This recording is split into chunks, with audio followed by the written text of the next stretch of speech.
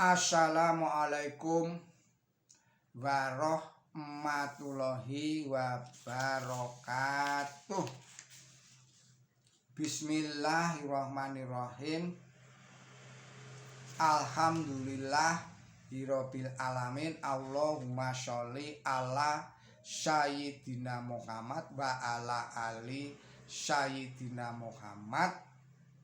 Kama barokta ala Sayyidina Ibrahim wa ala ali Sayyidina Ibrahim fil alamina innaka hamidum majid. Para kadang pamiyarsa kreweng aji ingkang kinurmatan saha kadang muslimin wal muslimat ingkang dipun rahmati dening Gusti Allah taala, monggo kita lajengaken malih kajian kula panjenengan sedaya menika ing sak menika mlebet serat nomor kalih serat Al-Baqarah artosipun lembu ayatipun serat 180 mulung dasa setunggal dumugi serat 180 wolung dasa sekawan. Kagem para pamirsa ingkang ing sapunika saweg nandhang gerah, mugi-mugi Gusti Allah taala enggal paring tamba usana saged seger kewarasan kados wingi uni.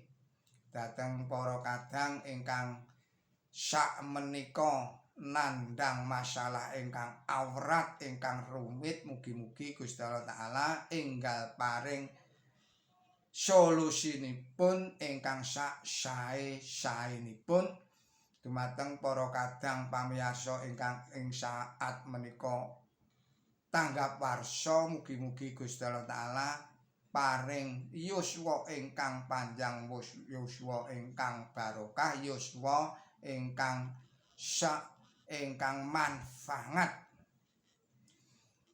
Ugi kagem para kadang ingkang sampun kersa paring subscribe, paring atensi tuwin paring koreksi dhateng kreweng aji channel menika, kula ngaturaken gunging panuwun ingkang tanpa upami. Mugi-mugi Gusti Allah taala paring dumateng kula lan panjenengan sedaya paring rejeki ingkang halalan, ingkang thayyiban, ingkang barokah, ingkang kuwatah, ingkang turah embelawah. Ugi mugi-mugi Gusti Allah taala tansah paring pangayoman dhateng kula lan panjenengan sedaya saking godha rencananipun setan lan iblis, saking fitnahipun Dajjal Ya'juj saha Ma'juj, saking sedaya bebaya sedaya ingkang mitunani dhateng kula panjenengan sedaya. Monggo kita lajengaken kajian ing saat punika. Bismillahirrahmanirrahim. Faman baddalahu ba'da ma syami'ahu fa innama amuhu alal ladina yubaddiluna innallaha sami'un alim. Faman qafa min musin zanafan aw isman fa aslaha bainahum fala isma alaih innallaha ghafurur rahim.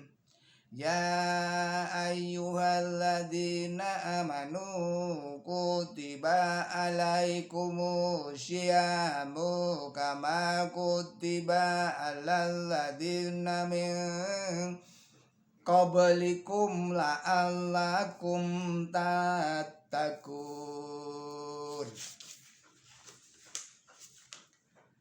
ayaman ma'dudat faman kana minkum maridon au ala syafaril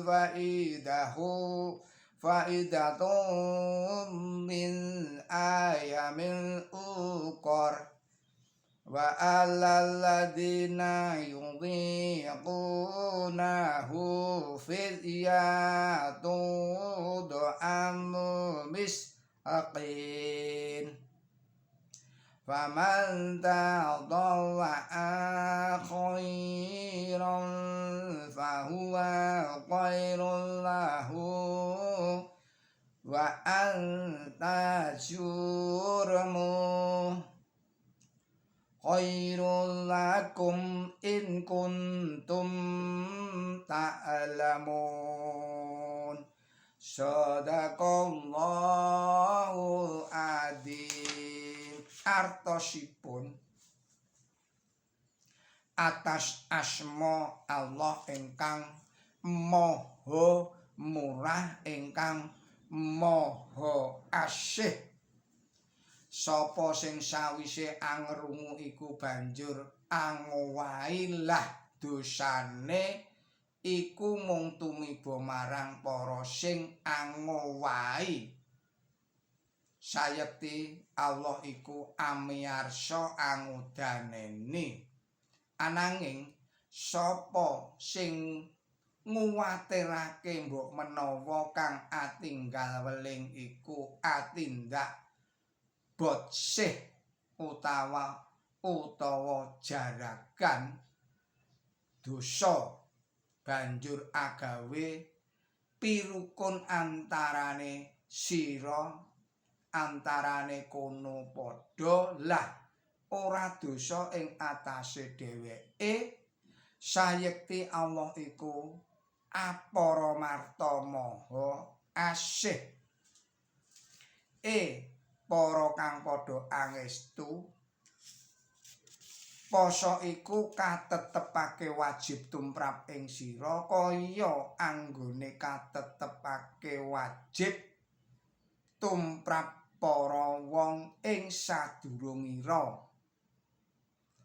Darapun muga-muga sira padha anjaga awakira saka ing ala ing dina kang genah wilangane. Ananging sira sapa sing pinuju lara utawa lelungan kudu banjur poso sapira wilangane ing dina seje. Lan tumrape sing rekoso anglakoni ambayara tebusan sarana aweh pangan wong miskin. Lah sapa sing mulung atine dhewe anglakoni kabecikan iku luwih becik tumrape dheweke. Wondene sira padha poso iku luwih becik tumrape sira menawa sira padha weruh.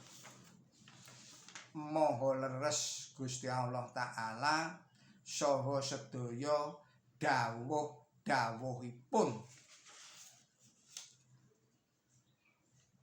Kateranganipun menika wonten ing ayat 180 kalih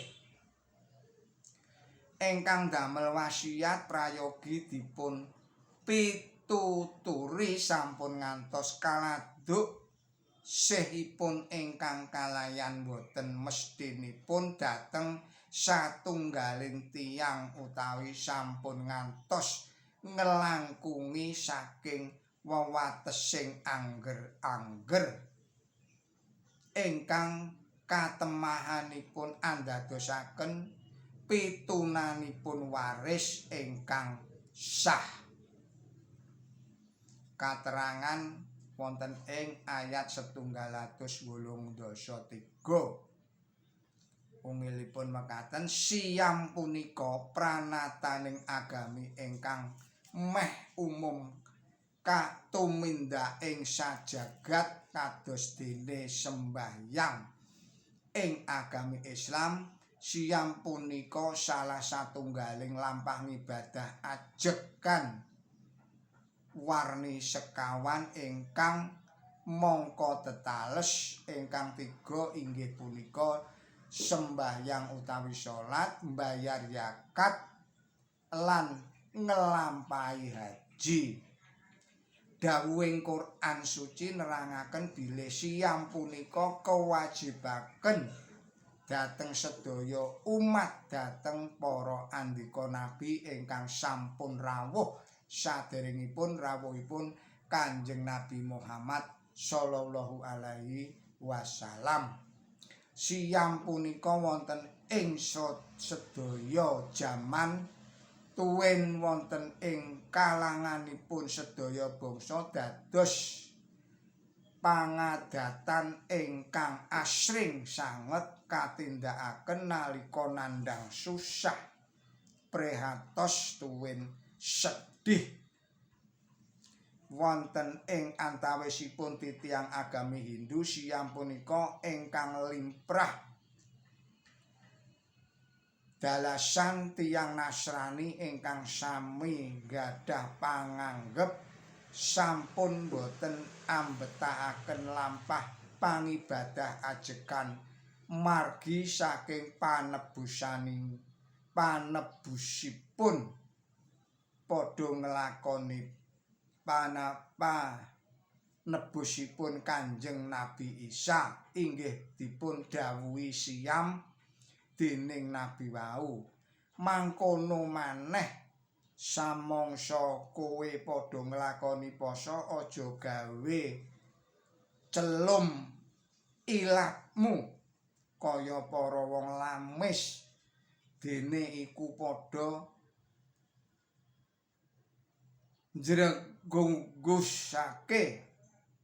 njregunggusake ulate balik kowe iku samangsa poso endasmu nganggo dilengani serta nganggo raup.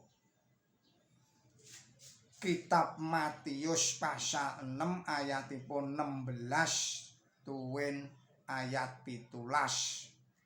Malih nalika para tiyang Farisi maoni sahabatipun Kanjeng Nabi Isa dene asring boten siyam kados dene sahabatipun Kanjeng Nabi Yahya, panjenenganipun namung maringi wangsulan samangsa panjenenganipun kapundhut ing kono bakal padha puwasa. Kitab Lukas pasal gangsal ayatipun 33 tuwin ngantos ayat 30 gangsal. Nanging pranatan siyam punika ing dalem Islam mengku maksud ingkang beda sanget kaliyan ingkang sampun-sampun. Saderengipun Islam siyam punika mengku maksud menaha nandhang luwe ing kalanipun nandhang susah tuwin prihatos. Wonten ing agami Islam siyam punika pranatan minangka kangge nyaekaken kawontenanipun budi pekerti tuwin rohani para manungsa. Makaten punika kasebataken kanthi cetha wonten ing wekasaning dawuh darapun mugi-mugi sira padha anjaga awakira saka ing Allah. Maksudipun inggih punika supados manusa anggegulang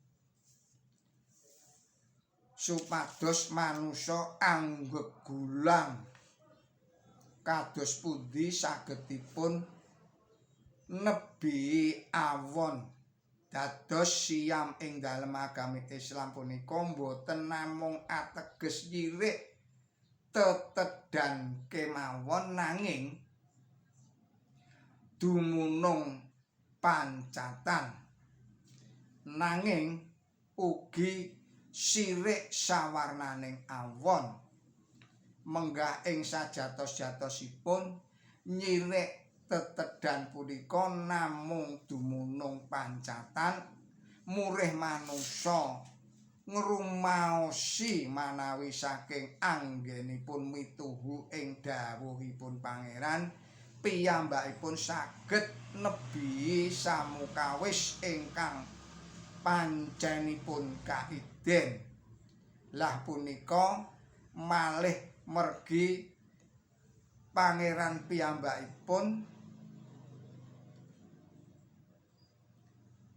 menawi saking kula ambali malih nyirik tetedan punika namung dumunung pancatan murih manungsa ngrumaosi menawi saking anggenipun mituhu ing dawuhing pangeran piyambakipun saged nebihi samukawis ingkang pancenipun kaiden. Lah punika malih margi awon punapa malih margi awon ingkang pancen dipun awisi dening pangeran boten saya perlu kedah dipun tebihi malah pancatan ingkang ngener dhateng kasucening jiwa ingkang sampurna siyam punika kajawi mengku sedya kangge ngeluhuraken budi pekerti ugi nyasmitakaken sedya sanes wonten sedya warni kalih inggih punika sepisan menggahing budi pekerti tuwin rohani supados para muslimin saged anjaga awakipun piyambak saking awon saking tumindak awon jalaran tiyang ingkang kuwawi boten mituruti pepenginanipun ingkang pancenipun kaiden margi saking anggenipun ambangun turut dhateng dawuhipun pangeran mesti inggih kiyat anduwa pepenginipun ingkang boten kaiden utawi dipun larang. Kaping kalih menggahing jasmani murih para muslimin saged anjagi awakipun piyambak saking para mengsahipun sarana anggugulang badanipun kiyat nandhang rekaos ingkang mesti kasandang nalika ambelani Islam tuwin kaum muslimin. Katerangan candhaipun wilanganing dinten katerangaken kanthi gumathok wonten ing ayat candhaipun inggih punika 29 utawi 30 dinten ing wulan Ramadan. Peprincanipun bab siam mirsanana ing purwaka kitab menika. Salajengipun katerangan taksih wonten ing serat menika ayat 180 sekawan.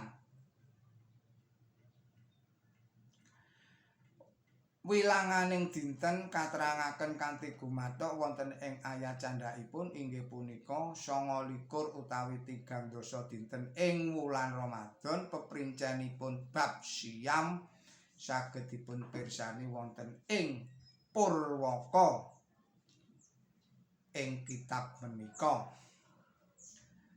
Salajengipun tembung fidyah ingkang kagem ing ayat punika katerangaken dening sawijining mufassir mekaten barang ingkang kangge ngreksa dening manusa ing awakipun piyambak inggih punika bondo ingkang katanjakaken minangka lintuning lampah pangibadah ingkang piyambakipun cewet anggenipun nindakaken. Tembung wau ugi mengku teges nanjakaken bondo kangge nebus kamardikan. Dawuh yutikhunahu menawi dipun tegesi kang padha kuat nindakake iku mengku teges para ingkang saged nyukani tedha dhateng tiyang ingkang kekirangan. Dene tumrap para tiyang ingkang boten saged nindakaken siyam jalaran tansah sakit utawi dangu nandhang sakit utawi tiyang ingkang sampun sepuh utawi tiyang ingkang ringkih sanget, tiyang estri ingkang saweg ngandhut utawi saweg nesepi ugi kalebet ing tataran punika. Tumindakipun ingkang andhanakaken dhateng pekir miskin tedha samurwating tedhanipun tiyang satunggal ing saben dinten ing salebetipun sakwulan. Damele sae dhateng ngasanes punika ugi kadhawuhaken minangka wewahan dawuh siyam ing wulan Ramadan.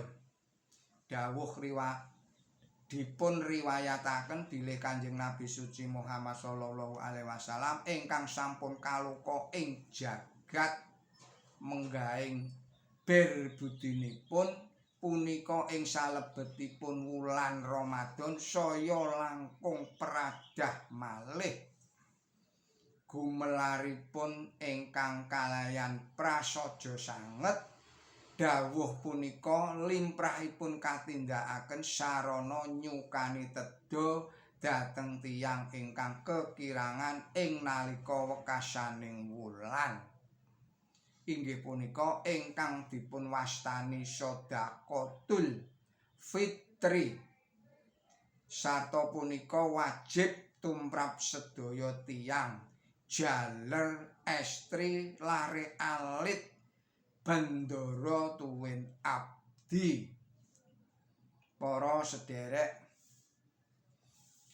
para pamiyarsa ingkang kinurmatan saha para kadang mukminin wal mukminat ingkang dipun rahmati dening Gusti Allah Taala, kula pungkasi samanten kajian kita mugi-mugi menika sedaya saged ngiyataken iman tuwin takwa kula panjenengan sedaya dumateng Gusti Allah Taala lan ugi saged ngiyataken ilmu tuwin pandamel sae kula panjenengan sedaya. Lepat kula nyuwun sih samudra pangaksaminipun billahi taufik wal hidayah ihdinas siratal mustaqim. Wassalamualaikum warahmatullahi wabarakatuh.